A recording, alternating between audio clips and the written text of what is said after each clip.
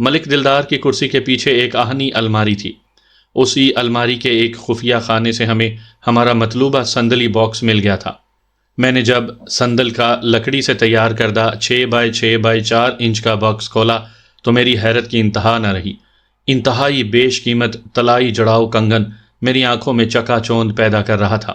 صندلی box پر کنندہ نقش و نگار بھی ماہرانہ فن کا اعلیٰ نمونہ تھے۔ کنگن میں جڑے ہوئے قیمتی پتھر جگمگا رہے تھے۔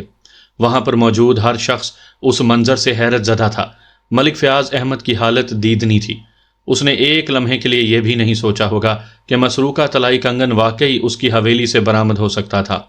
میں نے کنگن کی طرف اشارہ کرتے ہوئے فیاض احمد سے پوچھا، چھوٹے ملک صاحب، اب آپ کیا کہتے ہیں اس کنگن کی برآمدگی کے بارے میں؟ مجھے تو اپنی آنکھوں سے دیکھ کر یقین نہیں آ رہا، وہ لکنت زدہ لہجے میں بولا۔ میں نے کہا، اب یقین کرنے کے سوا کوئی چارہ نہیں ہے فیاض احمد،